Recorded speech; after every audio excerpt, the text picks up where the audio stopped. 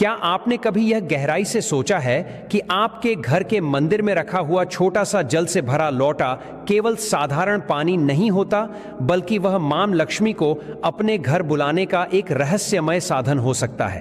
क्या आपको यह जानकारी है कि मंदिर में तांबे या पीतल का लोटा रखने में की गई एक छोटी सी चूक आपके जीवन में अशुभता और बदकिस्मती को बुला सकती है? और क्या आप जानते हैं कि दीपक में केवल रुई की बाती ही नहीं, बल्कि कुछ विशेष चीजें जलाने से पितृदोष और काल सर्प दोष जैसे बड़े संकट भी दूर किए जा सकते हैं? आज का यह वीडियो आपके जीवन की दिशा को पूरी तरह बदल सकता है, क्योंकि इसमें हम उन छिपी हुई और अदृश्य शक्तियों का रहस्य खोलने जा रहे हैं जिनका सीधा संबंध आपके मंदिर के एक लोटे, एक दीपक और एक जल की बूंद से जुड़ा हुआ है। यह केवल पूजा पाठ भर नहीं है, बल्कि यह एक ऐसा गूढ़ रहस्य है जो आपके घर को रोग, दरिद्रता और नकारात्मकता जैसी बाधाओं से मुक्त कर सकता है। यदि आप इस वीडियो को बीच में रोक देंगे तो हो सकता है कि आप ऐसा अद्भुत उपाय जानने से वंचित रह जाएं जो आपके जीवन को चमत्कारिक ढंग से बदलने की ताकत रखता है। यह वीडियो केवल जानकारी नहीं, बल्कि यह एक अदृश्य धरोहर है जो पीढ़ियों से आगे बढ़ती चली आ रही है और आज आपके दरवाजे पर दस्तक दे रही है। तो आइए आरंभ करते हैं आज का यह दिव्य रहस्य।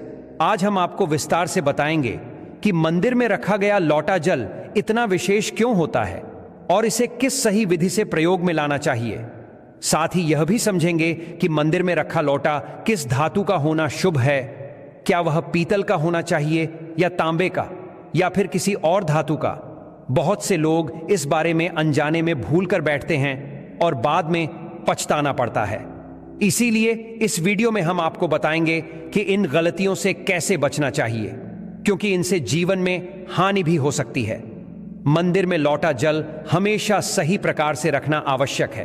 अब आगे बात करते हैं घर के दीपक की। क्या आपके घर के मंदिर में दीपक तांबे का होना चाहिए या लोहे का या पीतल, कांसे, स्टील या फिर साधारण मिट्टी का दीपक रखना अधिक लाभकारी रहेगा? यदि दीपक का चुनाव सही तरीके से न किया जाए तो घर में अनचाही परेशानियां बढ़ सकती हैं। इसके साथ दीपक की बाती का चुनाव भी अत्यंत आवश्यक है।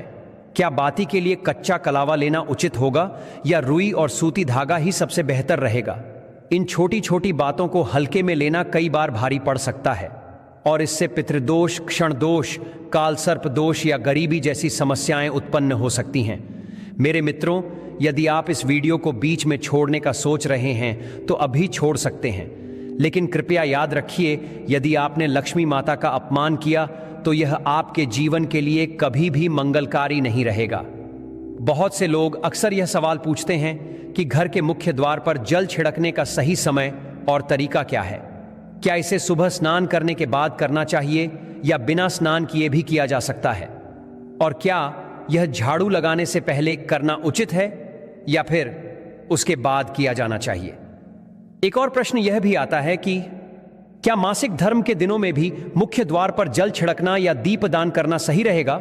और जब मुख्य द्वार पर जल चढ़ाया जाए तो उसे अंदर की ओर से चढ़ाना चाहिए या बाहर की ओर से? और जो लोग फ्लैट या किराए के मकान में रहते हैं वे भी जानना चाहते हैं कि मुख्य द्वार पर दीपदान और जल छिड़कने का उचित तरीका क्या होगा। आज का यह वीडियो इन्हीं सवालों के सटीक उत्तरों पर आधारित है। सबसे पहले हम जानेंगे कि घर के बाहर और घर के भीतर दीपक जलाने से क्या क्या लाभ होते हैं। विशेषकर जब घर के बाहर दीपक जलाया जाता है तो उसके 5 बड़े फायदे मिलते हैं, जिनके बारे में सुनकर आप भी आश्चर्यचकित हो जाएंगे। भगवान की पूजा में दीपक जलाने का महत्व तो हर कोई जानता है।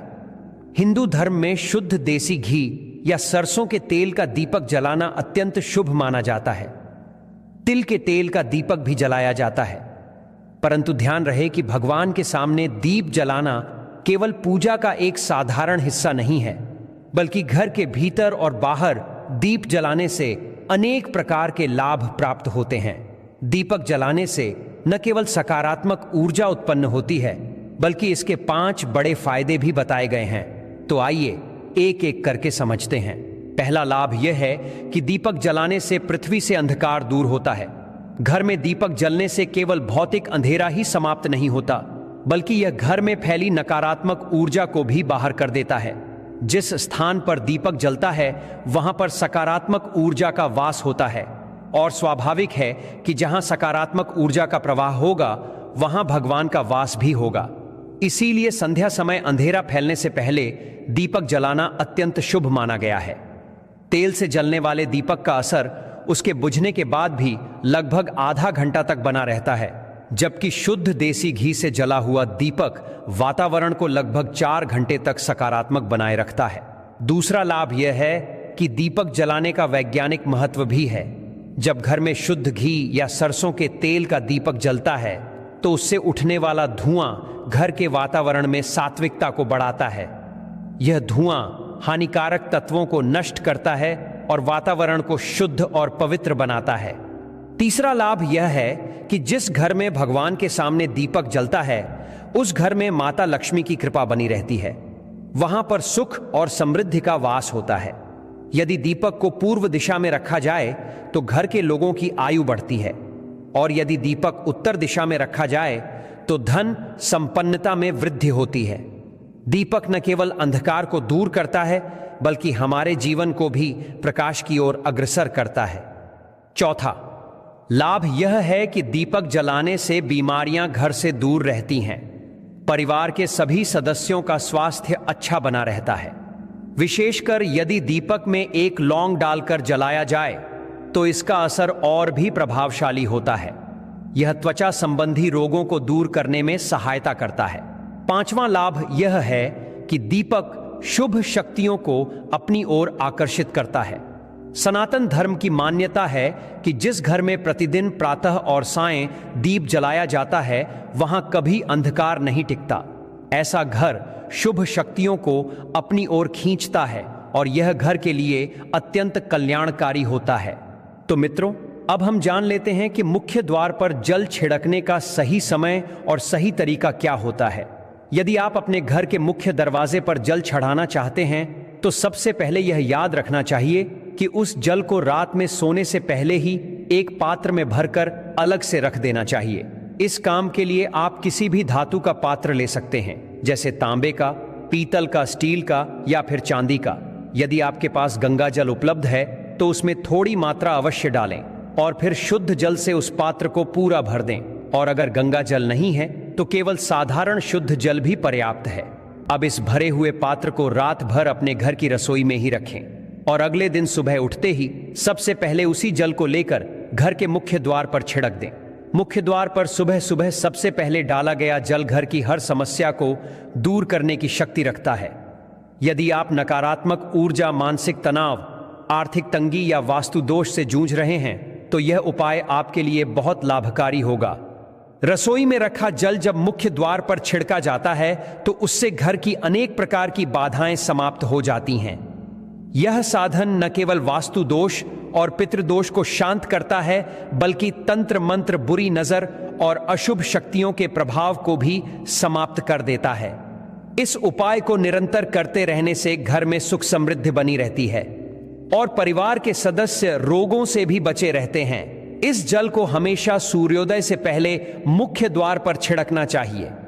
यदि सूर्योदय के बाद आप मुख्य द्वार को किसी और जल से धोना चाहें तो यह अलग बात है, लेकिन यह विशेष रखा गया जल सूर्योदय से पहले ही छिड़कना चाहिए। कई लोग यह सवाल करते हैं कि क्या जल छिड़कने से पहले स्नान करना आवश्यक है या बिना स्नान किए भी यह कार्य किया जा सकता है। देखिए, सुबह जो जल हम मुख्य द्वार पर छिड़कते हैं वह एक अत्यंत महत्वपूर्ण उपाय है। इसे करने के लिए स्नान करना जरूरी नहीं है, आप बिना स्नान किए भी इसे कर सकते हैं। आपको करना यह है कि सुबह जल्दी उठें, सबसे पहले रसोई में जाएं और वहां पहले से रखा जल उठाकर सीधे मुख्य द्वार तक जाएं, दरवाजा खोलें और पूरे श्रद्धा भाव से इस जल का छिड़काव करें। जब जल छिड़कें तो अपने पितरों और मां लक्ष्मी का ध्यान अवश्य करें।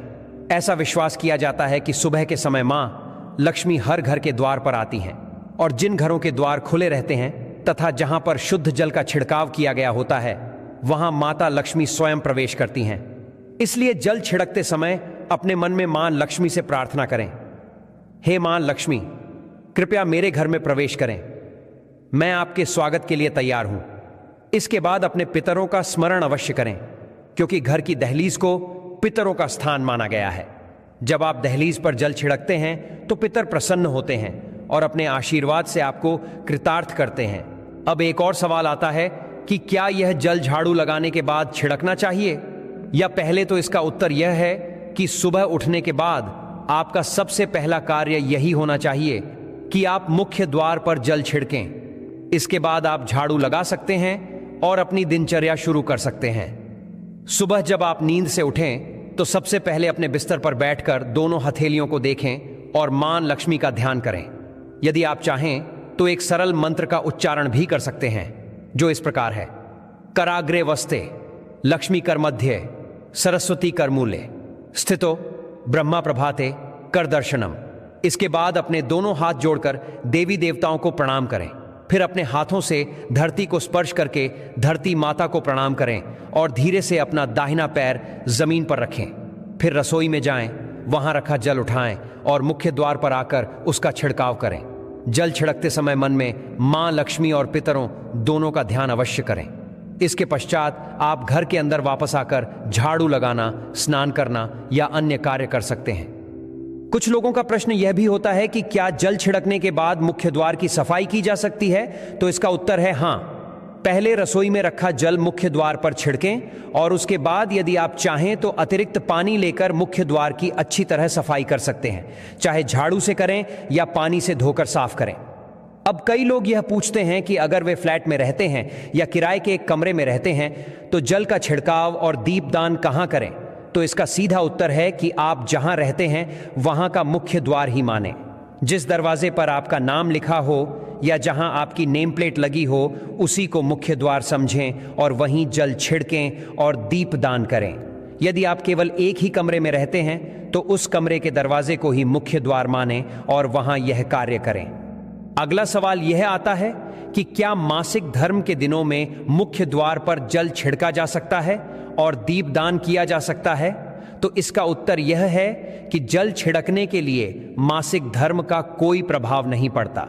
आप उन दिनों में भी जल छिड़क सकती हैं, लेकिन दीपदान, क्योंकि यह कार्मिक पूजा में आता है, इसलिए इसे केवल शुद्ध अवस्था में ही किया जाना चाहिए, अर्थात मासिक धर्म समाप्त होने के बाद ही दीपदान करना चाहिए। इसके अलावा एक और प्रश्न पूछा जाता है कि क्या मंदिर में जल रखना आवश्यक है, और यदि रखा गया जल है तो उसे क्या करना चाहिए? शास्त्रों में यह स्पष्ट कहा गया है कि घर के मंदिर में एक लोटा जल अवश्य रखना चाहिए। जल ऊर्जा को संचित करने का सबसे सशक्त साधन है। जब हम पूजा करते हैं, भगवान का नाम लेते हैं, मंत्र जपते हैं या प्रार्थना करते हैं तो उन सब की सकारात्मक ऊर्जा उस जल में एकत्रित हो जाती है। यही कारण है कि मंदिर में जल रखना आवश्यक बताया गया है। सुबह पूजा करते समय मंदिर में एक लोटा जल अवश्य रखें और दीपक जलाएं। यह जल और अग्नि के संतुलन का प्रतीक है। पूजा संपन्न होने के बाद इस जल का उपयोग किसी शुभ कार्य में करें, जैसे घर में छिड़काव करना या पौधों में डालना। इससे घर का वातावरण और अधिक सकारात्मक होता है। हर सुबह जब आप पूजा के लिए मंदिर जाएं, तो सबसे पहले उसी रखे हुए जल का प्रयोग करें। आप चाहे तो उसे पूरे घर में छिड़क सकते हैं। यह जल आपके घर को पवित्र करता है, क्योंकि यह सकारात्मक ऊर्जा से भरा हुआ होता है। इसके प्रभाव से कई बीमारियां दूर हो जाती हैं और नकारात्मक शक्तियां घर में प्रवेश नहीं कर पाती। अगर आप हर रोज इस जल का छिड़काव करते रहेंगे तो आपके घर की परेशानियां धीरे धीरे दूर होने लगेंगी। कई बार लोग यह शिकायत करते हैं कि दवाइयां असर नहीं कर रही। ऐसे समय में यदि दवाइयों के साथ रोगी को इस जल का सेवन कराया जाए तो दवाइयां अधिक प्रभावशाली हो जाती हैं। यदि परिवार में आए दिन विवाद और झगड़े होते हों तो घर के हर सदस्य को इस जल की थोड़ी थोड़ी मात्रा पीनी चाहिए। इससे उनके विचार धीरे धीरे सकारात्मक होने लगते हैं और घर में शांति और आपसी मेलजोल बढ़ता है। यदि आपका कोई कारोबार या दुकान है तो वहां पर भी इस जल का छिड़काव करें। इससे व्यापार में सफलता मिलती है और कठिनाइयों से बचाव होता है, क्योंकि यह जल सकारात्मक शक्ति से भरपूर होता है। अब समझते हैं कि मंदिर में जल क्यों रखा जाता है। जल को अमृत कहा गया है और यह देवी देवताओं के लिए बहुत ही पवित्र माना गया है। मंदिर में एक लोटा जल रखना उतना ही जरूरी है जितना कि रोज का भोजन करना। जब हम भगवान की पूजा करते हैं तो तांबे या पीतल के बर्तन में एक लोटा जल रखना चाहिए। यह जल हमारे जीवन के दुखों को समाप्त करने में मदद करता है। यदि कोई रोज भगवान को भोजन अर्पित नहीं कर पाता तो केवल 1 लोटा जल रख देने से भी पूजा पूरी मानी जाती है। अगले दिन सुबह यह जल प्रसाद स्वरूप ग्रहण करना चाहिए, लेकिन ध्यान रखें कि यह जल तुलसी में अर्पित नहीं करना चाहिए, क्योंकि यह सभी देवी देवताओं द्वारा स्वीकार किया जाता है। हाँ, यदि घर में लड्डू गोपाल या राधा कृष्ण की मूर्ति हो और आप उनके सामने जल रखते हैं, तो अगले दिन वह जल तुलसी को अर्पित कर सकते हैं। मंदिर में रखा जल सुबह अपनी आंखों पर डालने से दृष्टि तेज होती है और आंखों की बीमारियां दूर हो सकती हैं। शास्त्रों के अनुसार जो लोग मंदिर में जल नहीं रखते, उनके घर में कष्ट और अभाव आते हैं और परिवार परेशानियों से घिर जाता है। आप चाहें तो इस लोटे में फूल आदि डालकर रख सकते हैं, यह और भी शुभ माना जाता है। मंदिर का जल रसोई में सात्विक भोजन बनाने या पीने में भी काम आ सकता है, लेकिन यदि घर में प्याज लहसुन का प्रयोग होता है तो यह जल खाने में नहीं डालना चाहिए। घर के सभी सदस्य इस जल को थोड़ी थोड़ी मात्रा में पी सकते हैं और शेष जल पौधों में डाल सकते हैं। यह जल कभी व्यर्थ नहीं होता। यदि इसका सही प्रयोग किया जाए तो यह जीवन की बहुत सी कठिनाइयों को दूर कर सकता है। मंत्रों से अभिमंत्रित जल अत्यंत शक्तिशाली होता है और देवताओं का आशीर्वाद अपने में समेटे रहता है। इस जल का प्रयोग करने से जीवन में सकारात्मक परिवर्तन आते हैं। यदि आप इस जल को नियमित रूप से पीने, भोजन में उपयोग करने, घर में छिड़कने, पौधों में डालने, व्यापार स्थल पर छिड़कने, बच्चों की किताबों और तिजोरी पर छिड़कने की आदत बना लें, तो निश्चित रूप से अद्भुत परिणाम देखने को मिलेंगे। इसी तरह यदि रसोई का रखा हुआ जल अपने घर के मुख्य द्वार पर रख दिया जाए तो इसका असर बहुत जल्दी दिखाई देता है, परंतु इसके लिए नियमित रूप से नियम बनाकर करना जरूरी है, तभी इसका पूरा लाभ मिलता है। कई बार लोगों को यह परेशानी होती है कि मंदिर के जल में कीड़े मकोड़े पड़ जाते हैं, तो इसे पूजा के बाद ढक कर रखना चाहिए। किसी प्लेट या कटोरी से ढक देने पर अगली सुबह यह जल शुद्ध और साफ रहता है और इसे किसी भी शुभ काम में इस्तेमाल किया जा सकता है।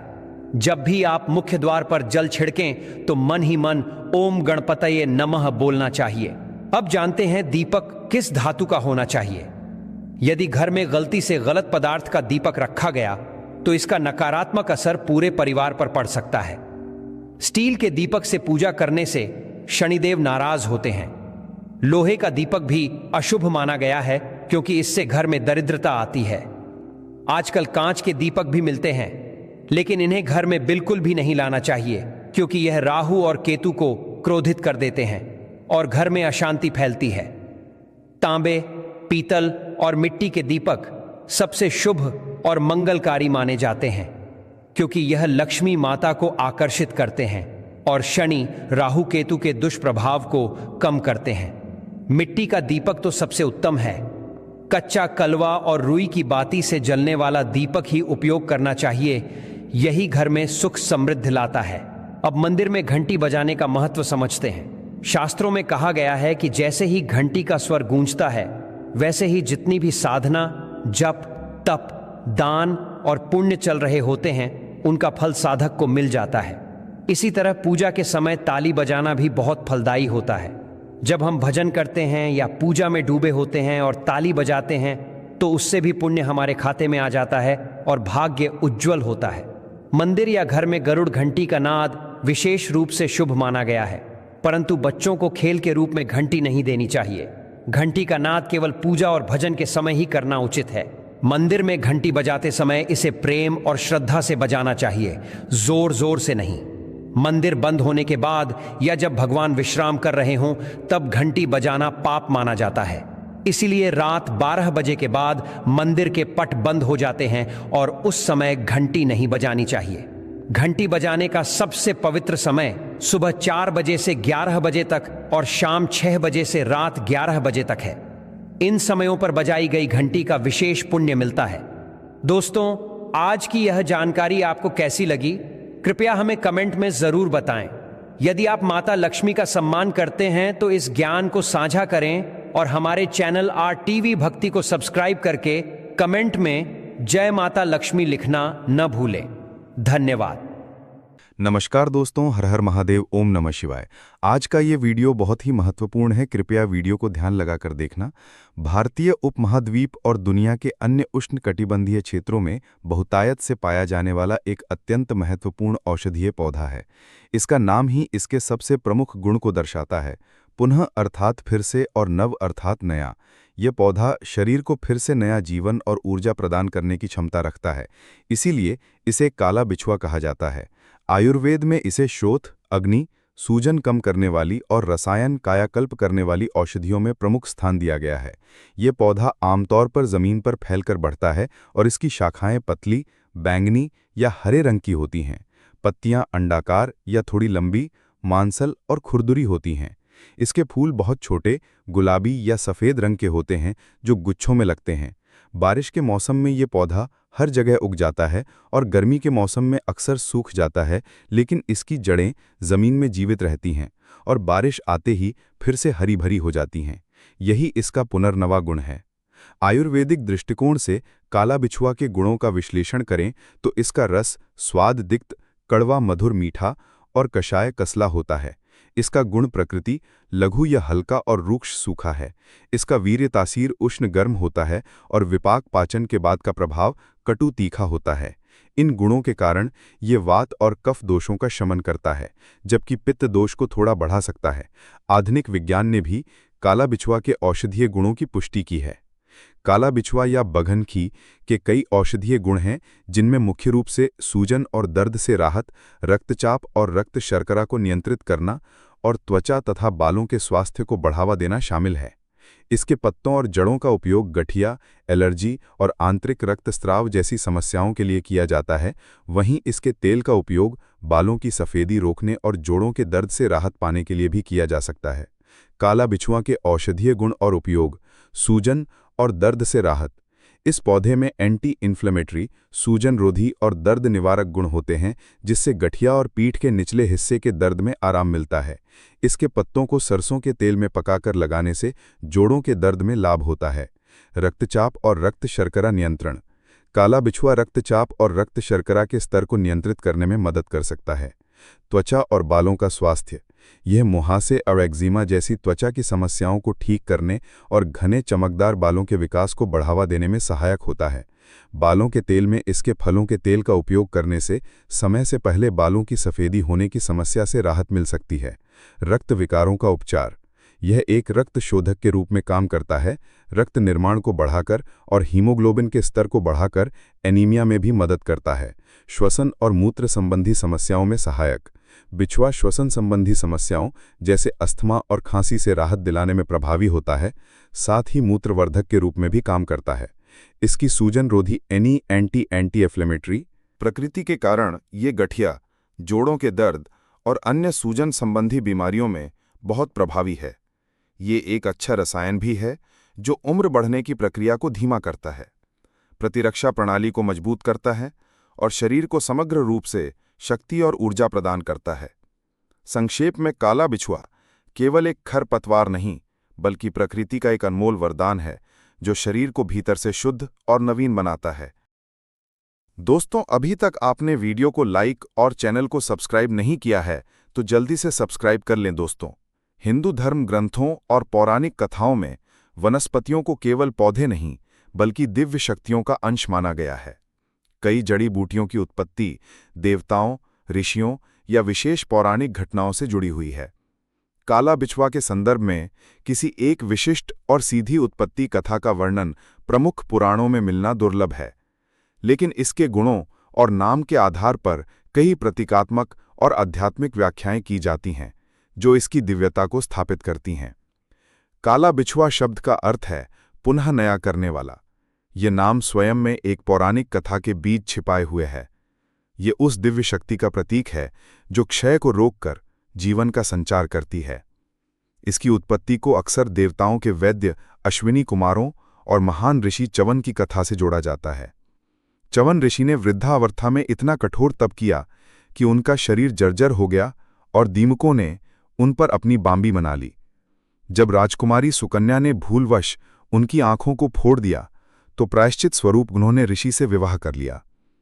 बाद में देवताओं के वैद्य अश्विनी कुमारों ने च्यवन ऋषि पर कृपा की और उन्हें एक विशेष रसायन औषधि का सेवन कराया, जिससे उनका जर्जर शरीर पुनः युवा और कांतिमय हो गया। इस मिश्रण को च्यवनप्राश के नाम से जाना जाता है। लोक मान्यता और कई आयुर्वेदिक परंपराओं का मानना है कि जिन दिव्य जड़ी बूटियों से ये कायाकल्प संभव हुआ, उनमें काला बिछुआ की प्रमुख भूमिका थी। इस प्रकार काला बिछुआ की उत्पत्ति उस दिव्य ज्ञान से मानी जाती है जो जरा, बुढ़ापे और मृत्यु पर विजय पाने की क्षमता रखता है। एक अन्य प्रतीकात्मक व्याख्या के अनुसार काला बिछुआ की उत्पत्ति अमृत मंथन के समय पृथ्वी पर गिरी अमृत की बूंदों से हुई। जब देवता और असुरों के बीच अमृत के लिए संघर्ष हो रहा था, तो भगवान विष्णु के हाथों से अमृत की कुछ बूंदें पृथ्वी पर विभिन्न स्थानों पर छलक गईं। माना जाता है कि जिन जिन स्थानों पर ये बूंदें गिरीं, वहां दिव्य गुणों वाली औषधीय वनस्पतियों का जन्म हुआ। काला बिछुआ के कायाकल्प और जीवनदायिनी गुणों के कारण इसे भी उन्हीं अमृत सिंचित जड़ी बूटियों में से एक माना जाता है। इसके अलावा काला बिछुआ का संबंध भूमि देवी पृथ्वी और वर्षा के देवता इंद्र से भी जोड़ा जाता है। गर्मी के मौसम में जब पृथ्वी सूख जाती है और काला बिछुआ का पौधा भी मृत प्राय हो जाता है, तब इंद्र की कृपा से होने वाली वर्षा से पृथ्वी में और उस पौधे में पुनः जीवन का संचार होता है। ये चक्र प्रकृति के शाश्वत नवीनीकरण का प्रतीक है। इस दृष्टिकोण से काला बिछुआ स्वयं पृथ्वी माता का आशीर्वाद है, जो हर वर्षा ऋतु में मानवता के स्वास्थ्य लाभ के लिए स्वयं को पुनः नया करके प्रकट होती है। यद्यपि कोई एक सीधी कहानी ना हो, लेकिन आयुर्वेद के प्राचीनतम ग्रंथों जैसे चरक संहिता और सुश्रुत संहिता में काला बिछुआ का विस्तृत वर्णन मिलता है। इन ग्रंथों को भी दिव्य ज्ञान का स्रोत माना जाता है, जिसे ब्रह्मा ने प्रजापति को, प्रजापति ने अश्विनी कुमारों को और फिर इंद्र के माध्यम से ये ज्ञान भारद्वाज और अन्य ऋषियों तक पहुंचा। इस दिव्य ज्ञान श्रृंखला का हिस्सा होना ही काला बिछुआ की उत्पत्ति को देवत्व से जोड़ता है। ये मात्र एक पौधा नहीं, बल्कि ऋषियों द्वारा मानवता को दिया गया एक दिव्य वरदान है, जो शरीर और आत्मा का नवीनीकरण करता है। तंत्रशास्त्र एक गूढ़ और रहस्यमयी विद्या है, जो ब्रह्मांड की ऊर्जाओं को नियंत्रित कर सांसारिक और आध्यात्मिक लक्ष्यों की प्राप्ति पर केंद्रित है। इस विद्या में मंत्र, यंत्र और विभिन्न प्रकार की प्राकृतिक वस्तुओं का प्रयोग किया जाता है, जिनमें जड़ी बूटियों का स्थान अत्यंत महत्वपूर्ण है। वनस्पतियों को मात्र भौतिक पदार्थ नहीं, बल्कि विशेष शक्तियों और अधिष्ठात्री देवों की जीवंत ऊर्जा का स्रोत माना जाता है। काला बिछुआ अपने नाम और गुणों के अनुरूप तंत्र में कायाकल्प, आकर्षण, सुरक्षा और जीवन ऊर्जा के संवर्धन के लिए एक अत्यंत शक्तिशाली उपकरण के रूप में प्रयोग की जाती है। इसका तांत्रिक प्रयोग गहन और विविध है, जो साधक के उद्देश्य और क्रिया की प्रकृति पर निर्भर करता है। काला बिछुआ का तांत्रिक महत्व। तंत्र की दृष्टि में काला बिछुआ पृथ्वी तत्व की प्रचुर ऊर्जा को धारण करती है। इसकी जड़ें जो भूमि के भीतर गहरी जाती हैं, वे पाताल की रहस्यमयी शक्तियों से संबंध स्थापित करती हैं, जबकि इसका जमीन पर फैलना सांसारिक विस्तार और प्रभाव का प्रतीक है। इसका उष्ण वीर्य, गर्म तासीर, शरीर और सूक्ष्म जगत में अग्नि तत्व को जागृत करता है, जो ऊर्जा रूपांतरण और इच्छा शक्ति के लिए आवश्यक है। पुनः नया करने का इसका गुण केवल शारीरिक कायाकल्प तक सीमित नहीं है, बल्कि ये दुर्भाग्य को सौभाग्य में, बीमारी को स्वास्थ्य में और नकारात्मक ऊर्जा को सकारात्मक ऊर्जा में बदलने की क्षमता का प्रतीक है। इसका संबंध शुक्र ग्रह की ऊर्जा से भी माना जाता है, जो जीवन, प्रेम, सौंदर्य और भौतिक सुखों का कारक है। विभिन्न तांत्रिक प्रयोगों में पुनर्वा का प्रयोग षटकर्म, शांति, वशीकरण, स्तंभन, विद्वेषण, उचाटन, मारण से लेकर धन, स्वास्थ्य और सौंदर्य वृद्धि तक के विभिन्न अनुष्ठानों में किया जाता है। नीचे इसके कुछ प्रमुख तांत्रिक प्रयोगों का विस्तृत वर्णन दिया गया है। 1. वशीकरण और मोहन। वशीकरण तंत्र का एक महत्वपूर्ण अंग है, जिसका उद्देश्य किसी व्यक्ति या समूह को अपने अनुकूल बनाना है। काला बिछुआ का प्रयोग सात्विक वशीकरण के लिए अधिक किया जाता है, जैसे पारिवारिक संबंधों में सुधार, अधिकारियों को अनुकूल बनाना या सामाजिक प्रभाव बढ़ाना।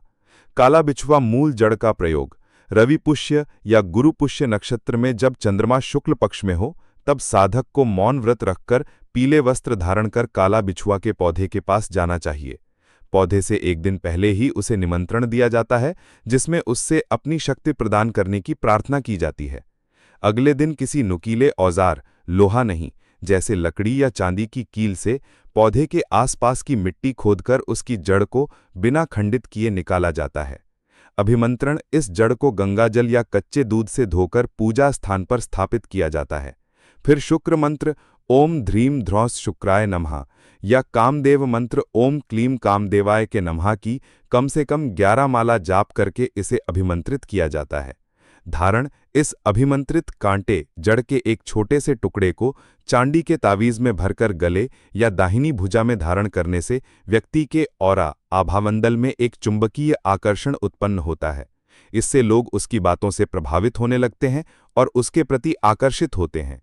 काला बिछुआ तिलक विधि। सफेद काला बिछुआ की जड़ को सफेद चंदन, कपूर और गाय के घी के साथ पत्थर की सिल पर घिसा जाता है। इस लेप को बनाते समय निरंतर आकर्षण मंत्र का जाप किया जाता है। प्रयोग इस तैयार तिलक को माथे पर लगाने से देखने वाले पर सम्मोहन या मोहन प्रभाव पड़ता है। ये व्यावसायिक बैठकों, साक्षात्कारों या किसी विशेष व्यक्ति से मिलते समय बहुत प्रभावी माना जाता है। 2. पुष्टिकर्म और रसायन प्रयोग।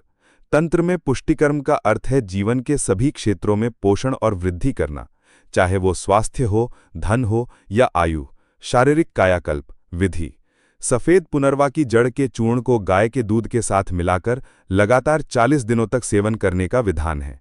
इस प्रयोग के दौरान ब्रह्मचर्य, सात्विक भोजन और भूमिशयन जैसे नियमों का पालन करना होता है।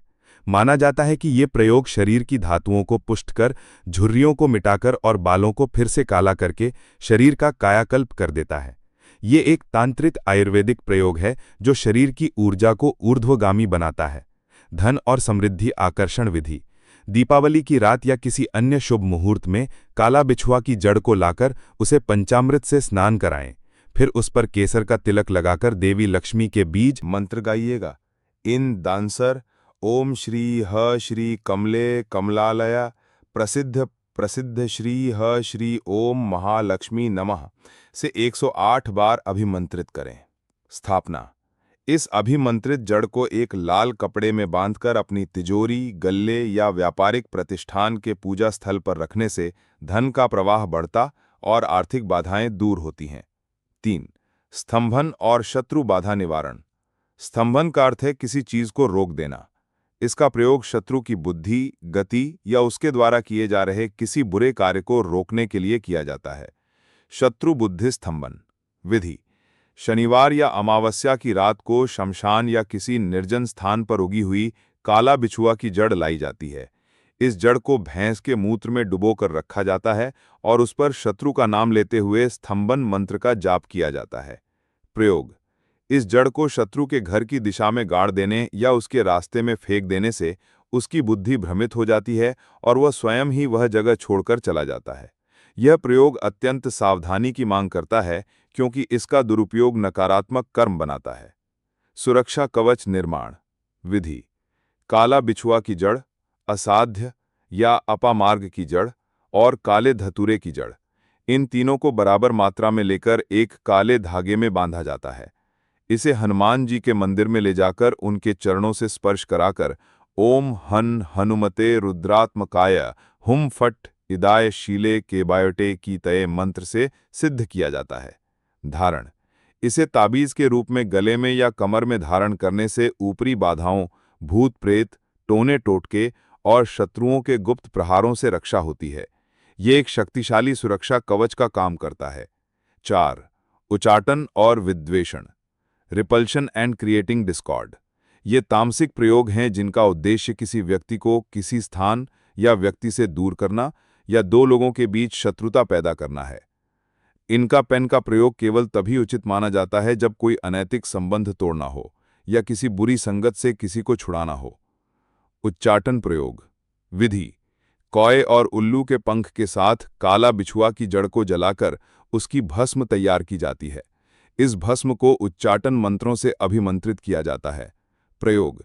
इस भस्म को जिस व्यक्ति का उच्चाटन करना हो उसके सिर पर या उसके घर में चुपके से डाल देने से उसका मन उस स्थान से उचट जाता है और वह स्वयं ही वह जगह छोड़कर चला जाता है। 5. शांति कर्म। शांति कर्म का उद्देश्य ग्रहों के दुष्प्रभाव, बीमारियों और घर में व्याप्त नकारात्मक ऊर्जा को शांत करना है। ग्रह शांति विधि। यदि कुंडली में शुक्र ग्रह कमजोर या पीड़ित हो तो शुक्रवार के दिन काला बिछुआ पौधे की पूजा की जाती है। उसकी जड़ का एक टुकड़ा सफेद कपड़े में लपेटकर सफेद धागे से बांधकर भुजा में धारण करने से शुक्र ग्रह के नकारात्मक प्रभाव शांत होते हैं। ग्रह क्लेश निवारण विधि। काला बिछुआ की जड़ को गंगा जल में घिसकर उस जल का पूरे घर में छिड़काव करने से घर की नकारात्मक ऊर्जा, वास्तुदोष और सदस्यों के बीच का मनमुटाव समाप्त होता है। इसे शांति जल कहा जाता है और इसे हर पूर्णिमा को दोहराया जा सकता है। सावधानियां और नियम। पुनवा का तांत्रिक प्रयोग करते समय कुछ विशेष नियमों का पालन करना अनिवार्य है। वनस्पति को प्राप्त करने से पहले उससे प्रार्थना और निमंत्रण देना आवश्यक है। उसे कभी भी लोहे के औजार से नहीं काटना चाहिए। प्रयोग के दौरान साधक को अपनी ऊर्जा की शुद्धि, मंत्रों का सही उच्चारण और पूर्ण श्रद्धा बनाए रखनी चाहिए। तामसिक प्रयोगों से बचना चाहिए क्योंकि वे अंततः साधक को ही हानि पहुंचाते हैं। किसी भी गंभीर तांत्रिक प्रयोग को करने से पहले एक योग्य गुरु का मार्गदर्शन अत्यंत आवश्यक है, क्योंकि अधूरी जानकारी और गलत प्रक्रिया से परिणाम विपरीत भी हो सकते हैं। संक्षेप में, काला बिछुआ तंत्रशास्त्र में एक बहुआयामी वनस्पति है जो जीवन के लगभग हर पहलू को प्रभावित करने की क्षमता रखती है। ये साधक की इच्छा और उसकी साधना की पवित्रता के अनुसार फल देती है। एक रोगी के लिए यह जीवनदायिनी औषधि है तो एक तांत्रिक के लिए यह ब्रह्मांडीय ऊर्जा को साधने का एक शक्तिशाली माध्यम। 4. काला बिछुआ पौधे का ज्योतिषीय प्रयोग। ज्योतिष, जिसे वेद का नेत्र कहा गया है, ग्रहों और नक्षत्रों की चाल का अध्ययन कर पृथ्वी और उसके निवासियों पर पड़ने वाले प्रभावों का विश्लेषण करता है। ये केवल भविष्यवाणियां करने का विज्ञान नहीं है, बल्कि ग्रहों की नकारात्मक ऊर्जा को शांत करने और सकारात्मक ऊर्जा को बढ़ाने के लिए विभिन्न उपाय भी सुझाता है। इन उपायों में रत्न, मंत्र, दान और जड़ी बूटियों का प्रयोग प्रमुख है। जड़ी बूटियों द्वारा किया जाने वाला उपाय कष्ट औषधि कहलाता है, जिसमें विशेष ग्रहों से संबंधित पौधों की जड़ों, पत्तियों या तनों को धारण